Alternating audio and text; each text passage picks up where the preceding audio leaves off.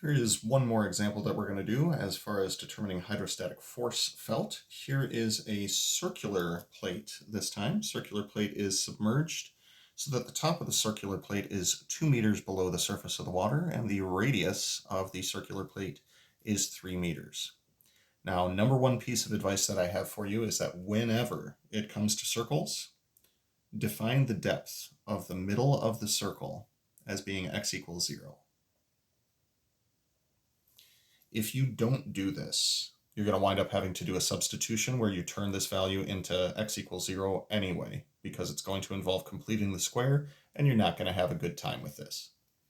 So first thing we're going to point out is that up here at a depth of 0, this would be where x is equal to -5 then, due to the 3 meters for the radius of the circle plus the additional 2 meters below the surface.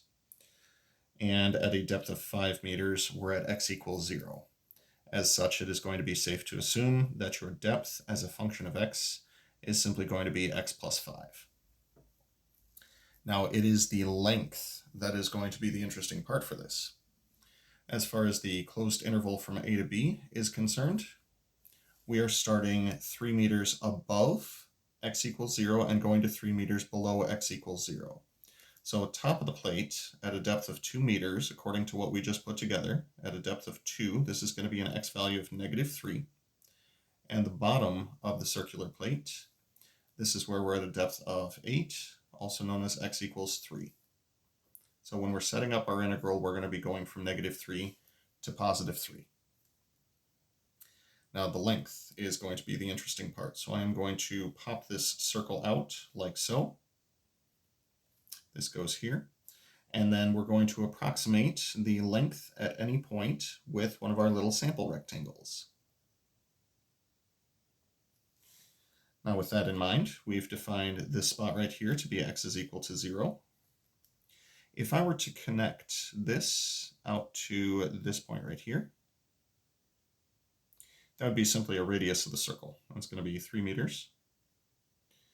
This value, going up and down from the x direction, is simply going to be the x value.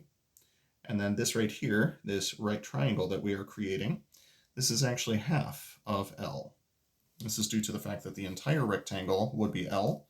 So as long as this is going up and down, this would be half of L.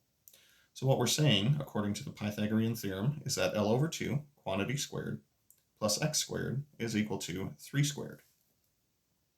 Or through a little bit of algebraic manipulation, we can get that L is equal to 2 times the square root of 9 minus x squared.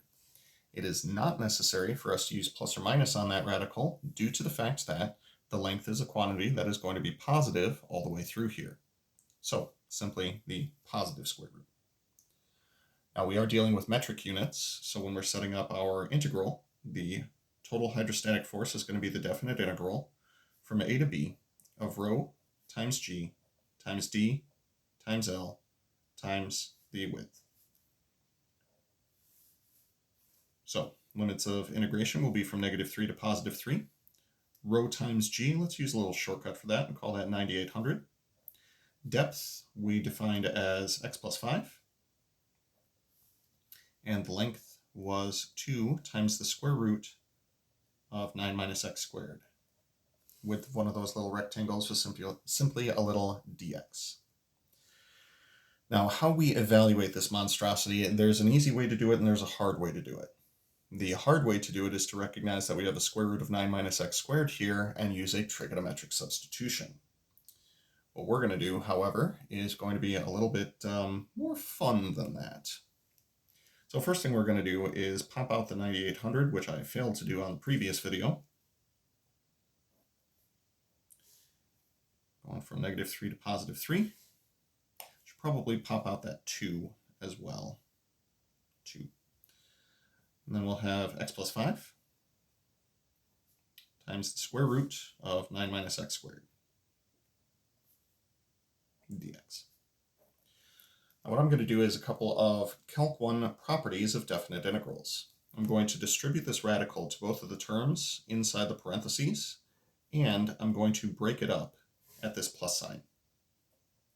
Call this 19,600 times. So the first definite integral is going to be from -3 to 3. of x times the square root of 9 minus x squared dx plus 5 times the definite integral from -3 to +3 of the square root of 9 minus x squared dx. So the x times the radical goes in the first one, and 5 times the radical goes in the second one, while factoring the 5 out. What I would implore you to do at this point is to recall that the definition of the definite integral is that these refer to an area. If you take a look at y equals x times the square root of 9 minus x squared, or if you do an algebraic test for it, you will see that the function looks approximately like this. As it turns out, this function is considered an odd function. It will have the exact same amount of positive area as it will have negative area. As such, this entire definite integral is going to be equal to 0, and we're done. For this definite integral, if you were to consider what the graph of y equals the square root of 9 minus x squared looks like, that would be a circle of radius 3, or rather this would be a semicircle of radius 3. The area can be expressed in terms of 1/2 times pi r squared. Now, if you'd like to do a trigonometric substitution to prove all this, you're welcome to do so. However, I like to do it this way because it's considerably shorter. So ultimately, we wind up with 19,600 times 5 times 9/2 pi. Simplifying this result a bit, and I'm running out of room, so let's do 19,600 times 5 times 9 over 2, and we wind up with 441,000 pi newtons, as far as an exact final answer is concerned. Now again, if you want to go through the trigonometric substitution on this, you're welcome to do so. It just gross.